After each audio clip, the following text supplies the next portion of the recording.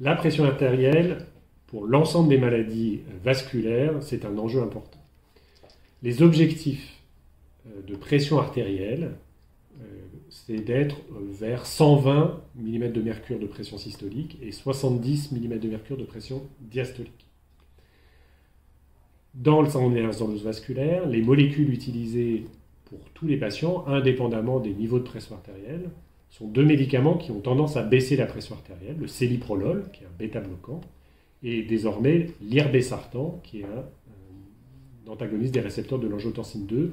Ces deux molécules sont enregistrées comme des médicaments antihypertenseurs. Donc, quand on prend ces molécules, normalement, déjà, les chiffres de pression se normalisent. Si la pression artérielle reste élevée, au-dessus de 130 et au-dessus de 80 mm de mercure, à ce moment-là, on peut ajouter d'autres molécules qui existent et combiner pour que ce soit plus simple à prendre deux molécules en un seul comprimé. La question souvent qui arrive des patients, c'est parfois j'ai des pressions très élevées de pression artérielle. Ça, il ne faut pas s'en inquiéter. La pression artérielle, c'est extrêmement variable, extrêmement labile. Une fois qu'on a mangé, notre pression artérielle a tendance à diminuer. Quand on dort, elle baisse. Quand on monte des escaliers, elle monte. Si on fait un effort, elle monte.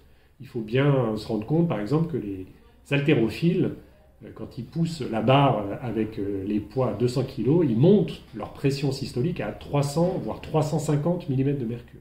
Et pour autant, tous les haltérophiles ne font pas un événement artériel sur l'estrade des Jeux Olympiques. Donc la variation aiguë comme ça de la pression artérielle n'a pas de sens. En revanche, la moyenne des valeurs de pression, ça c'est important de le mesurer. Et donc ce qui est recommandé sont les automesures, c'est-à-dire une moyenne de 3 mesures le matin, 3 mesures le soir pendant une semaine. Donc c'est la moyenne des 42 mesures de pression systolique et des 42 mesures de pression diastolique. Et là, on vise un objectif en dessous de 130 mm de mercure pour la pression systolique, en dessous de 80 mm de mercure pour la pression diastolique.